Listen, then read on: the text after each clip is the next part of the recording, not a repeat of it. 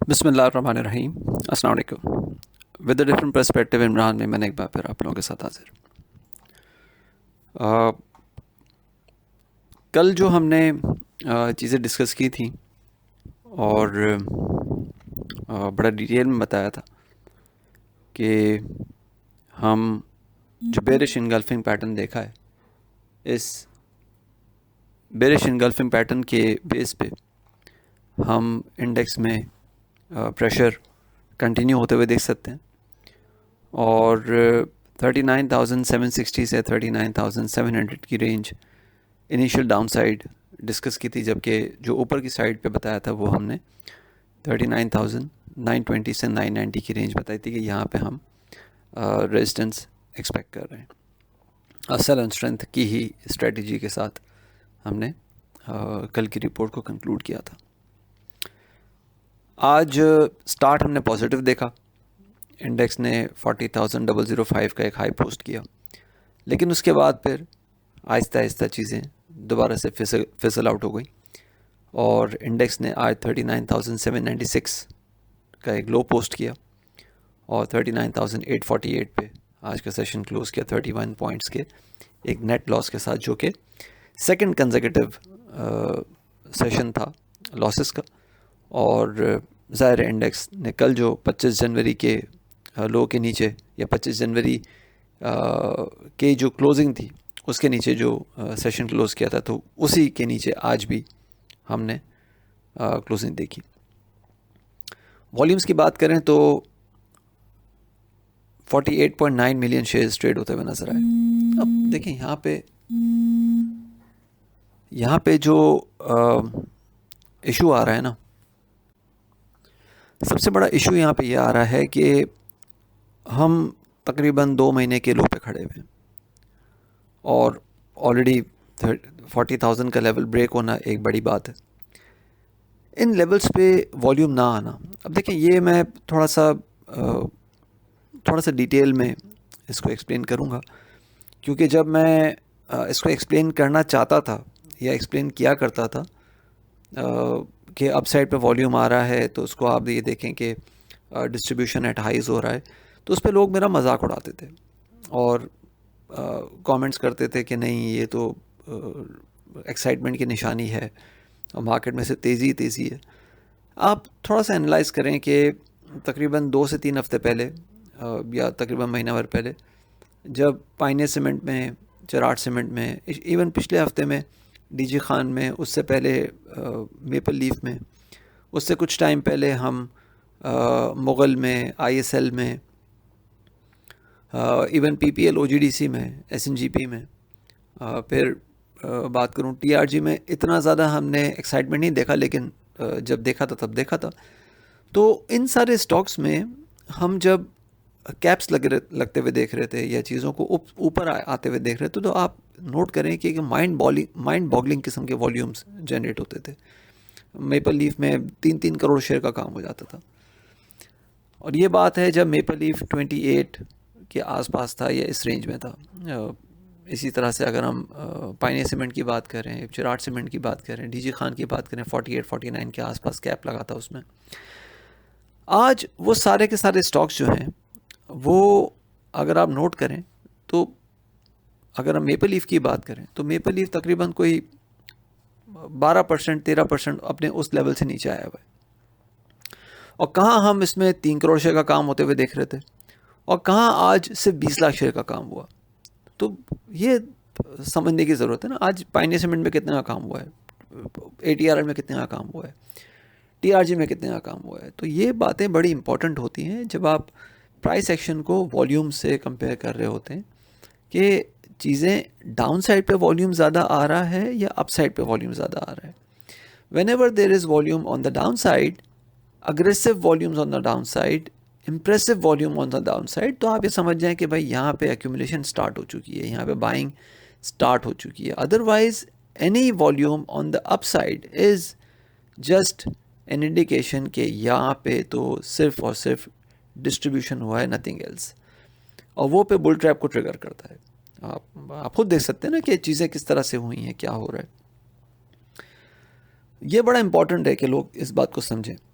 तो आज हमने 48.9 मिलियन का वॉल्यूम देखा, जो कि ज़ाहिर है एक बड़ा पेनफुल लो है, लेकिन इस पेनफुल लो के बावजूद अगर हम देखें तो ये वॉल्यूम 5 दिन के टॉप पे है, और कंसेक्यूटिव 5 दिनों में फ्राइडे से लेके अब तक हमने कांस्टेंट राइज देखा है वॉल्यूम में। ठीक है, मैं ये नहीं कह रहा कि ये वॉल्यूम कोई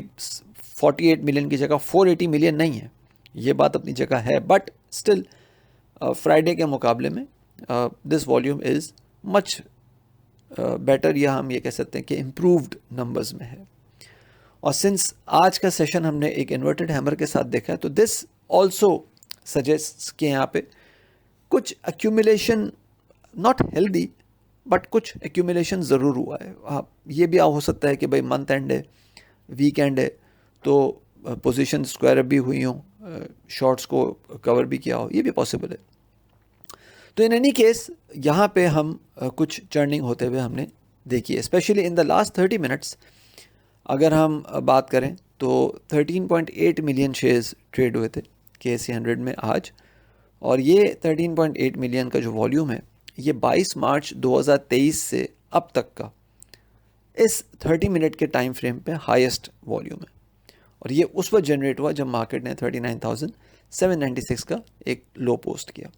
अगेन यहाँ पे नज़र आया कि इस लेवल पे कुछ short covering, healthy short covering या कुछ चर्निंग, कुछ एक्यूमुलेशन ज़रूर ट्रिगर हुई है। आने वाले सेशन को डिस्कस करें, चूँकि ये आने वाला सेशन वीकेंड भी है, मंथ एंड भी है, तो उससे पहले मैं ज़रा एक दो चीज़ें आपको बता दूं कि बहुत सारे लोगों ने मुझसे पूछा था कि जो मेरे कोर्सेज़ हैं उनके नेक्स्ट बैचेस कब से स्टार्ट हो रहे हैं। तो इंशाल्लाह ताला in the second week of May 2023 जो मेरा क्रैश कोर्स है, या जो जनरल मार्केट गाइडलाइन, जिसको कुछ लोग जनरल मार्केट गाइडलाइन कहते हैं, कुछ लोग उसको क्रैश कोर्स कहते हैं, जिसमें हम ये बता रहे होते हैं कि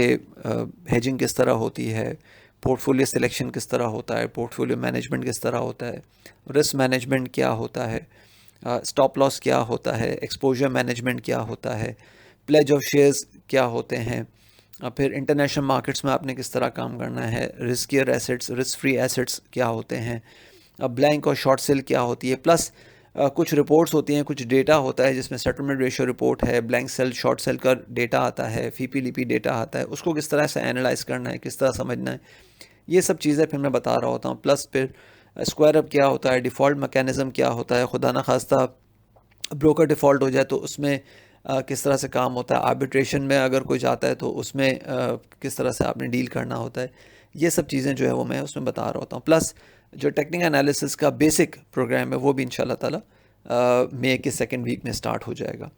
तो इस दफ़ा मैंने किया ये है कि एक पैकेज्ड डील मैंने निकाला है। वो ये कि अगर कोई ये जो, चूँकि दोनों की टाइमिंग सेम है, जनरल गाइडलाइन की कोर्स की और जो बेसिक प्रोग्राम है टेक्निकल एनालिसिस का, दोनों की टाइमिंग जो है वो ऑलमोस्ट सेम है। मई के सेकेंड वीक से इंशाल्लाह ताला ये दोनों बैचेस स्टार्ट हो जाएंगे। तो अगर कोई ये पूरा लेना चाहे, दोनों कोर्सेज लेना चाहे, तो मैं उसको एक क्वार्टर के लिए, यानी कि 3 महीने के लिए मैं प्रीमियम सर्विसेज भी उसी बजट में ऑफ़र कर दूंगा। तो ये आप समझें कि एक ऐसा आपके लिए वैल्यू एडिशन है, क्योंकि प्रीमियम सर्विसेज कुछ लोगों के लिए एक्सपेंसिव है, कुछ लोग उसको अफोर्ड नहीं कर सकते, लेकिन कुछ लोग जो है वो सीखने का शौक़ रखते हैं, लर्निंग का शौक़ रखते हैं, और तो अगर वो लर्निंग का शौक़ है, सीखने की लगन है, तो आइए सीखिए, और साथ में premium services for a quarter भी आप ले सकते हैं। तो ये मैंने कहा कि आप लोगों को बता दूं, और आप में से जो भी इंटरेस्टेड हो वो मुझे व्हाट्सएप पे टेक्स्ट या वॉइस नोट भेज के मुझसे वो डिटेल ले सकते हैं। अब आने वाले सेशन की अगर बात करें, तो जैसे मैंने पहले बताया कि एक look alike of a hammer, inverted hammer बना है, नॉट हैमर, इन्वर्टेड हैमर बना है, और ये बता रहा है कि कुछ रिकवरी हम देख सकते हैं, specially in the first few minutes, क्योंकि मैं आवर्स तो कहूँगा नहीं, ले दे कि हमारे पास 3 घंटे का सेशन है रमज़ान में, फ्राइडे को 9:30 से लेके 12:30 तक सेशन होता है। तो शुरू के शायद पहले घंटे में या शुरू के आधे पौने घंटे में हम रिकवरी स्टार्ट होते हुए देखें और वो रिकवरी 39,920 से 39,990 तक इंडेक्स को लेके जा सकती है, जबकि जो एक्सट्रीम लेवल एक्सपेक्ट मैं कर रहा हूँ वो 40,050 से 40,100 तक का कर रहा हूँ। चांसेस बहुत कम है कि इंडेक्स इस लेवल पे जाए, लेकिन अगर जाए तो जा सकता है। और अगेन वहाँ पे हम दोबारा से सेलिंग देख सकते हैं बिटवीन 39,990 एंड 40,100 की रेंज में हम सेलिंग दोबारा से ट्रिगर होते हुए देख सकते हैं। डाउन साइड पे 39,740 से 39,680 की रेंज है, जो कि सपोर्ट के तौर पे हम देख सकते हैं इन द कमिंग सेशन। जो इम्पॉर्टेंट पॉइंट है यहाँ पे वो ये है कि since the coming session is going to be the end of month session, तो 39,700 का माफ़ कीजिएगा लेवल जो है 39,700 का लेवल है, जिसके नीचे अगर महीना क्लोज होता है तो it can be a brutal closing, या हम ये कह सकते हैं कि मेजर ब्लो होगा उस रिकवरी फेज़ के लिए जो कि हमने जनवरी में स्टार्ट होते हुए देखा था। एंड सिंस अभी मार्च की अगर बात करें तो March is already down by 662 points. मार्च का महीना हिस्टोरिकली जो है वो काफ़ी अच्छा देखा गया है। और अगर मैं अपने मंथली आउटलुक में मैंने बात लिखी थी कि मार्च का महीना जो है वो बुल्स को हमेशा से एक एज देता हुआ नज़र आया, क्योंकि पिछले 12 सालों में बुल्स ने 7 साल जो हैं यानी कि 7 मार्च के महीने अपने नाम किए थे, जबकि 5 दफ़ा जो है वो बेयर्स के नाम ये महीना हुआ था। तो इसमें हम ये देखें तो इस दफ़ा दोबारा लग रहा है, क्योंकि 662 पॉइंट ऑलरेडी डाउन है। अब अगर आने वाले सेशन में हम 662 पॉइंट प्लस होते हुए देखते हैं तो क्या ही बात होगी, जिसके चांसेस तो ऑलमोस्ट ज़ीरो ही हैं, लेकिन एनीथिंग कैन हैपन। तो समझने की ज़रूरत यह है कि ऑलरेडी मार्च का महीना जो कि बुल्स को फेवर कर रहा था वो अभी उस तरह से नज़र नहीं आ रहा, और 39,700 से नीचे अगर क्लोजिंग होती है तो फिर हम जो सेलिंग प्रेशर है वो फर्दर एग्रीवेट होते हुए देख सकेंगे, और वो इंडेक्स को फिर 38,900 और 38,200 तक बड़े स्पीडी मैनर में जो है वो लेके जाता हुआ नज़र आ सकेगा। अपना ख्याल रखिएगा, अपनी राय से प्लीज़ ज़रूर आगाह कीजिएगा। प्रीमियम सर्विसेज हों, मेरे कोर्सेज़ हों, उनके लिए कोई आपने डिटेल लेनी है तो मेरे दिए गए व्हाट्सएप पे आप मुझसे रब्ता कर सकते हैं थ्रू वॉइस या टेक्स्ट नोट। इंशाल्लाह ताला आई विल रिप्लाई जितना पॉसिबल हो सकेगा। Thank you. अल्लाह हाफिज़।